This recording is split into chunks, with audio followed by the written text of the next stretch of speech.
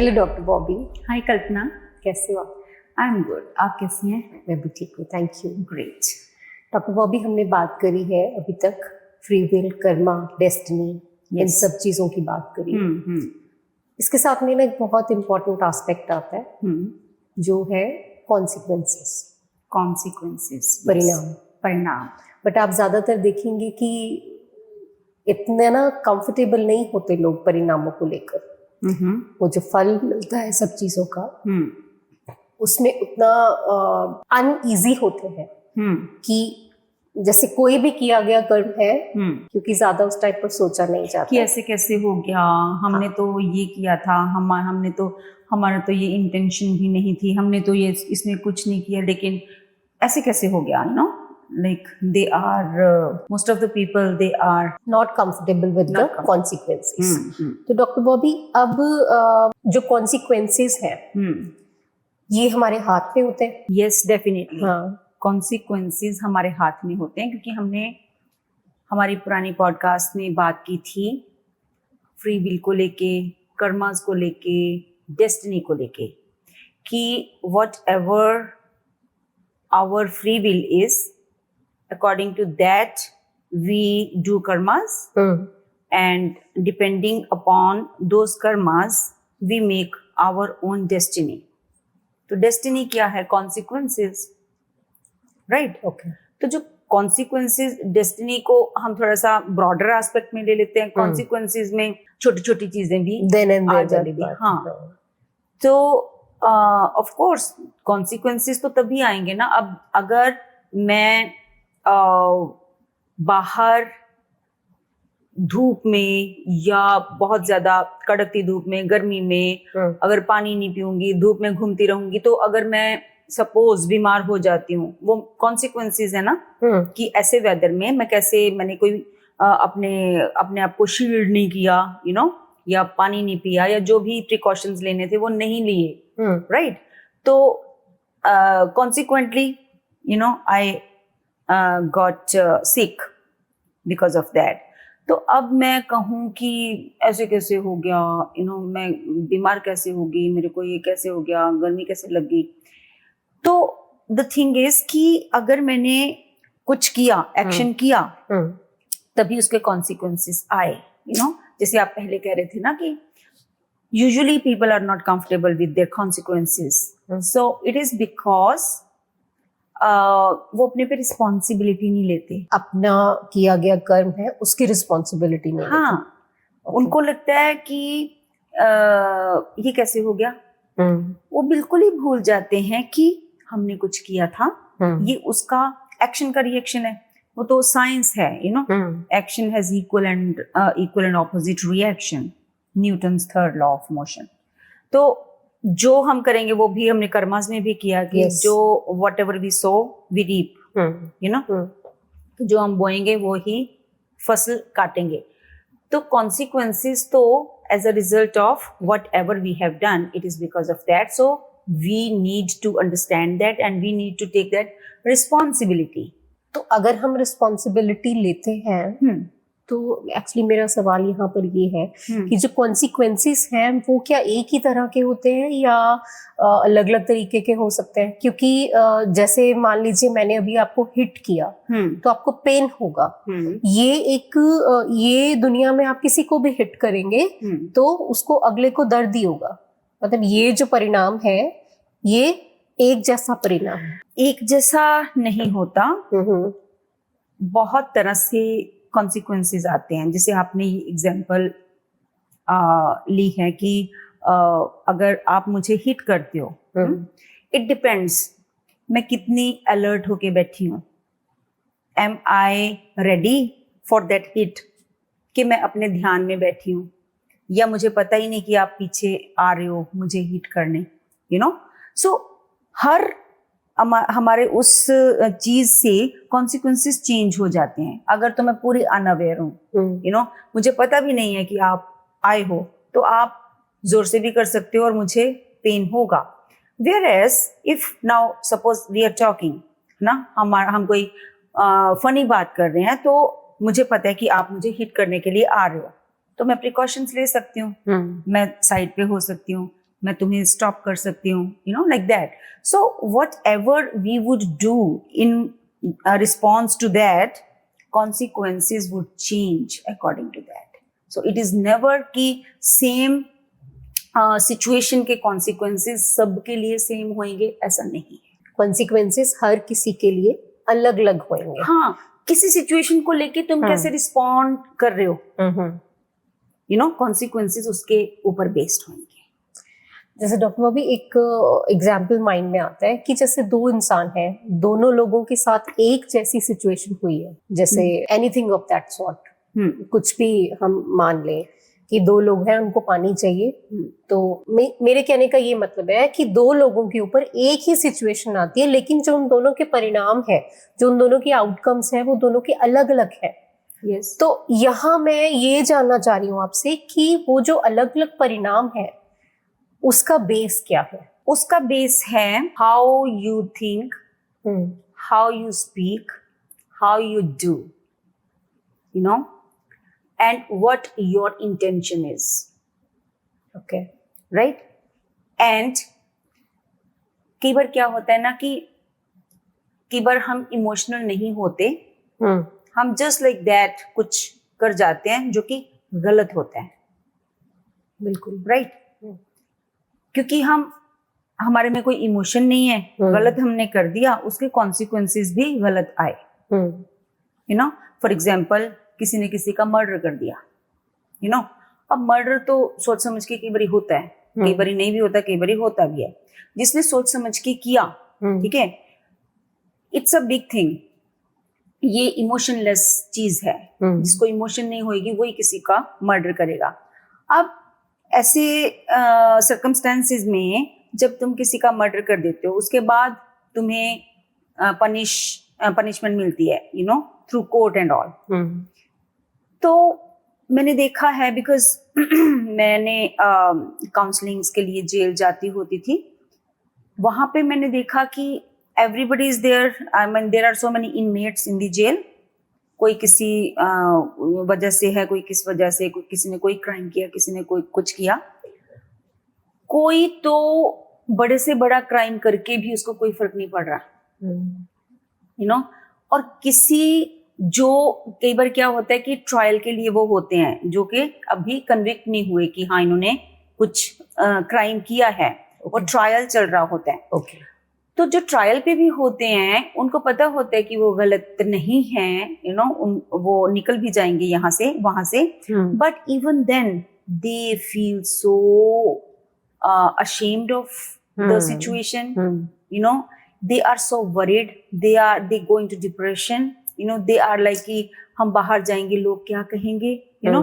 So it depends on the emotions, you know. तो जो how you feel about it and how you take it, you know, any situation. So consequences जो हैं उसके according नहीं होते हैं, because अब कॉन्सिक्वेंसेस के भी मायने बहुत हैं. कल्पना, जैसे एक तो हो गया कि मर्डर किया और पनिशमेंट उसको होगी, यू नो. ये तो एक एस्पेक्ट हो गया. अब दूसरा एस्पेक्ट है इमोशन. जो तो इमोशन लेस हैं उनके लिए वो कॉन्सिक्वेंसेस कुछ भी नहीं है, यू नो.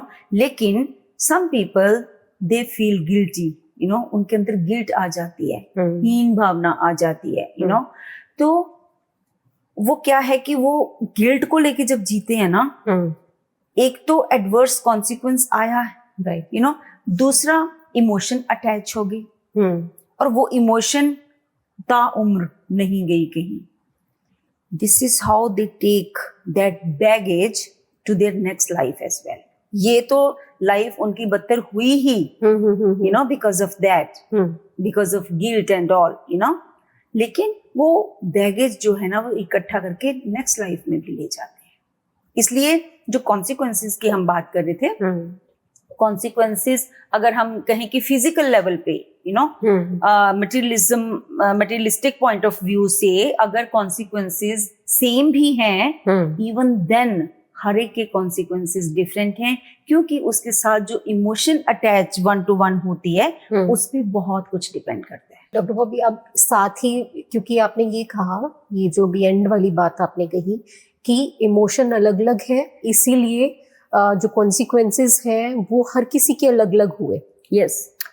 तो एक्चुअली मेरे को सवाल मन में ये आ रहा है कि जैसे कई लोगों को मैं देखती हूँ कि एक पैटर्न फॉलो करते हैं लाइफ में कि XYZ कोई रिलेशनशिप में प्रॉब्लम आ रही है, वो खत्म हुआ, सेकंड शुरू हुआ, एंड देन मैं सिर्फ एक एग्जांपल ले रही हूँ रिलेशनशिप का, but they face the same issue, same problem again, but with more intensity, और भी ज्यादा बड़ी सिचुएशन उनके पास आती है। तो क्या ये किसी चीज का परिणाम हुआ, या मतलब ये जो सीरीज है कॉन्सिक्वेंसेस की, ये कैरी ऑन होती रहती है फिर? सपोज हम किसी वी आर स्टडिंग, राइट, और हमारा एग्जाम है किसी भी क्लास का, राइट। सपोज हम एक सब्जेक्ट में we could not pass that subject, तो क्या होता है कि जब हमने दोबारा सेम एग्जाम देना है तो हमें पहले से मुश्किल लगता है पढ़ाई करना दोबारा से, राइट, नंबर 1। नंबर 2, जब तक हम वो उसको पास नहीं करेंगे तब तक हमें उस चीज की डिग्री नहीं मिलने वाली। ट्रू, नहीं मिल सकती, राइट। सिमिलरली, जैसे जो आपका क्वेश्चन था ना कि some people they face same consequences again and again, है ना, सेम काइंड ऑफ पैटर्न उनका सेम होता है।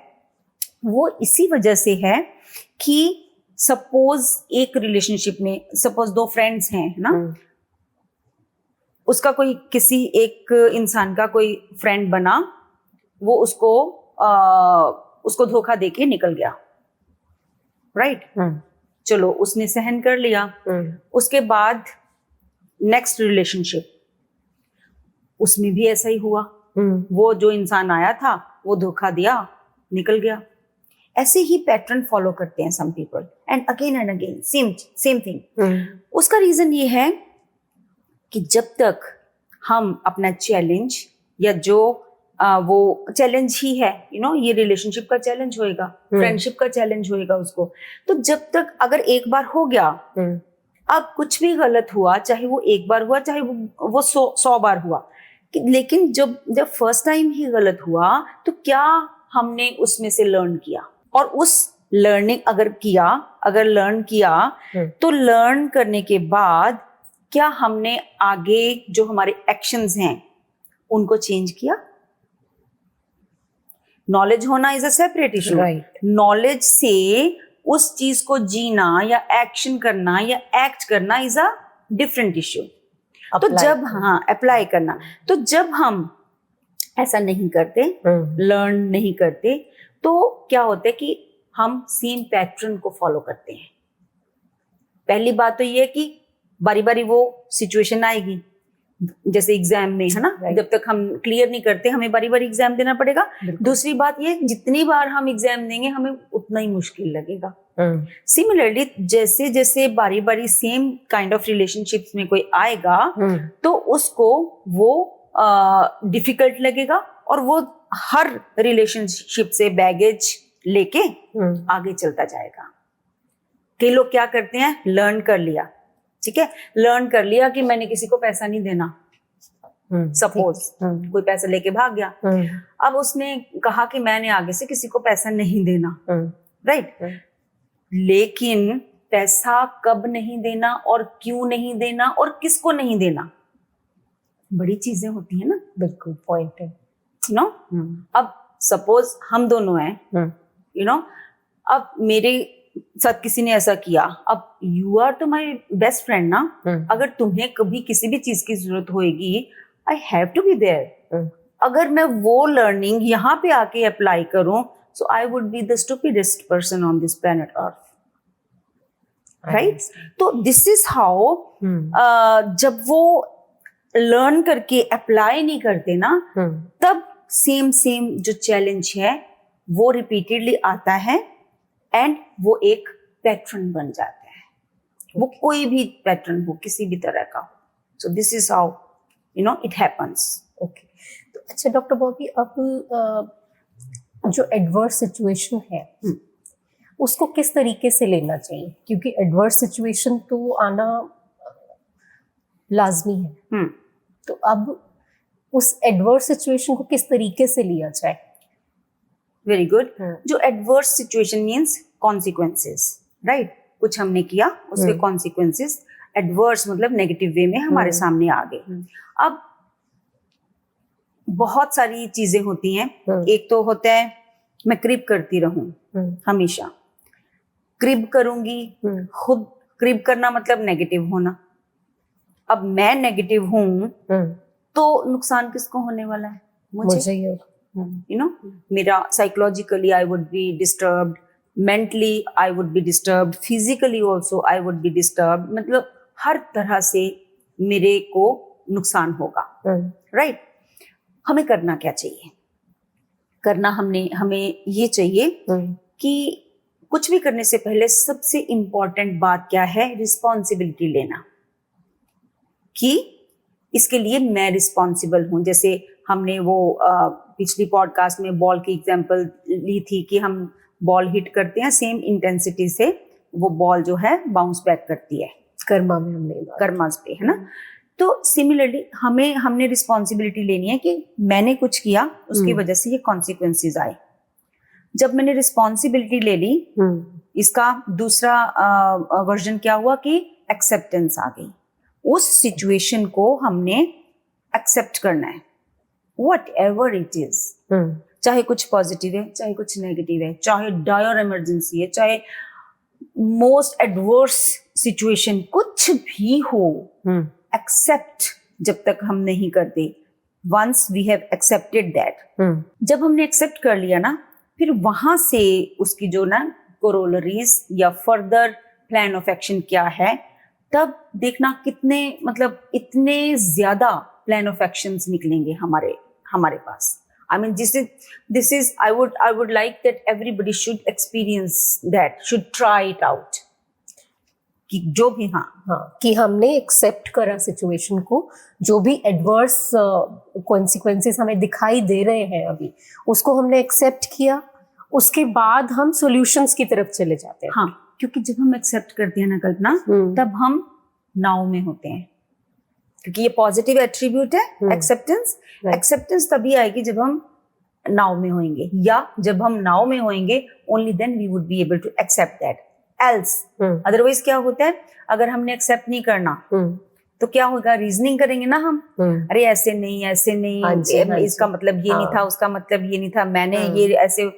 तो माइंड रीजनिंग करेगा, ठीक है, अपने लॉजिक्स लड़ाएगा. माइंड एक ऐसी चीज है ना कल्पना, ये सॉल्यूशन नहीं लेने देगा तुम्हें कभी भी. Never ever, never ending process है कि अपना माइंड अप्लाई करते जाओ. आप दुनिया में देखो, जो इंटेलेक्चुअल्स हैं, जो हमेशा रीजनिंग करते हैं, जो हमेशा अपना माइंड अप्लाई करते हैं, जो दिल से काम लेते ही नहीं है, मजाल है आप उनके साथ कोई टॉपिक शुरू करके देखो, नेवर एंडिंग होगा, वो खत्म ही नहीं होगा कभी भी टॉपिक कि हाँ इससे कोई कंक्लूजन निकलेगा. It would never happen. So जब हम एक्सेप्ट नहीं करेंगे तो mind would be in charge, right? और जब हम एक्सेप्ट कर लेते हैं तो हम अपने बीइंग में आ जाते हैं, तो हम प्रेजेंट में आ जाते हैं. तो प्रेजेंट में जब हम आते हैं तो क्या होता है, सब कुछ सारी प्रॉब्लम्स डिसॉल्व हो जाती है. अब डिसॉल्व होके क्या होगा, वहां से डिसॉल्व होने का मतलब क्या है कि हाँ हमने एक्सेप्ट कर लिया, अब हमारे सामने ना विजन क्लियर है कि अब हमने क्या करना है. सॉल्यूशन हमेशा प्रेजेंट में रह के आएगा. माइंड जितना मर्जी लगाते रहो, अब कोई भी इश्यू, कोई भी टॉपिक है, अगर हमने अपना माइंड अप्लाई करना है, यू नो, अगर बहस करनी है, यू नो, डिबेट करनी है, आप अपना बोली जाओ, मैं अपना बोली जाऊं, कभी भी खत्म नहीं होगा. लेकिन बात खत्म तभी होती है जब हम दिल से काम लेते हैं. दिल से मतलब अपने बीइंग से, बीइंग से मतलब प्रेजेंट में आ गए, यू नो. सो जब ऐसे एडवर्स कॉन्सिक्वेंसेस या सिचुएशंस आती हैं, तो this is what we have to do. आपको प्रेजेंट में आना होता है, एक्सेप्ट करना होता है सिचुएशन को, एंड उसके बाद तो ऑटोमेटिकली सब कुछ होता जाएगा. ये चीज कर ली ना, उसके बाद सोचने की जरूरत नहीं, अपने आप दिखेगा रास्ता। जब अंधेरे एक टनल में हो, एक रे ऑफ लाइट आ गई ना, तो you would be able to see what is there. This is what the role of acceptance is, or taking the responsibility is. मुझे ऐसा लगता है कि हम एक एक्सपेरिमेंट कर सकते हैं अपने साथ भी। Okay. अपने साथ तो चलो करते ही हैं हम, और अपने व्यूअर्स को भी हम ये बात कह सकते हैं कि जैसे कभी कोई एडवर्स सिचुएशन हमारे ऊपर आए, तो हम ये कर सकते हैं कि उस सिचुएशन का फायदा उठाया जाए। फायदा उठाने का मतलब ये है कि उसे एक्सेप्ट करें, यस, उसको यूटिलाइज करें। उस सिचुएशन में आकर आप एक्सेप्ट करें उसको, और एक्सेप्ट करने के बाद में जो आपके पास सॉल्यूशंस आते हैं प्रेजेंट में, उनके बारे में आप शेयर कर सकते हैं हमसे। बिल्कुल। जिससे अगर इस चीज को जो आपने कहा, बिल्कुल बाखूबी, बहुत ही सही कहा। अगर इसको हम एग्जाम्पलीफाई कर देंगे तो शायद कई बार क्लियर ज्यादा हो जाती है बात की। ये मेरी बहुत ही ज्यादा फेवरेट एग्जाम्पल है कि सपोज कि अगर मुझे फीवर है ना, तो अगर मैं उस चीज को नहीं मानूंगी कि मुझे फीवर है, तो ट्रीटमेंट नहीं करूंगी तो मैं ठीक नहीं हो पाऊंगी। तो whatever that problem is, चाहे वो फीवर है चाहे कुछ और है, I have to accept that कि मैं बीमार हूं, राइट? जब अब अगर मैं कहूं कि मैं तो डॉक्टर हूं, मैं तो बीमार हो ही नहीं सकती, राइट? ये तो कोई बात नहीं बनती, कहने को कह भी सकते। हाँ, तो ह्यूमन बीइंग्स हैं, it is body is just like a machine, कुछ भी हो सकता है। तो जब मैं एक्सेप्ट कर लूंगी कि हाँ मैं अनवेल हूं, मैं बीमार हूं, that is the time, that is the moment that I would decide to go to the doctor, if I'm not the doctor, to go to the doctor still, and take the treatment, take proper precautions and everything, So first step is acceptance कि मैं बीमार हूं भाई। तो जब acceptance होगी तो मेरा जो सारे उस तरफ जाने के जो कदम होंगे वो हीलिंग की तरफ होंगे। So this is what we meant. Very nice doctor Bobby. ये बात समझनी और एक्सेप्ट करनी भी बड़ी जरूरी है। और एक चीज और मेरे मन में आ रही है कि जैसे हमने अभी बात करी एक टेस्ट अपने आप को देने के लिए, एक टेस्ट कहें एक्सपेरिमेंट के लिए, जैसे क्योंकि कॉन्सिक्वेंसेस तो आने ही आने, कोई भी कॉन्सिक्वेंस हमारे ऊपर आया, अच्छा बुरा कुछ भी, एनीथिंग, उसको जब हम रेडी ही हो गए एक्सेप्ट करने के लिए, तो सॉल्यूशंस भी उस हिसाब से आते जाएंगे। बिल्कुल। तो absolutely thank you for all your beautiful insights. Thank you so much. Thank you.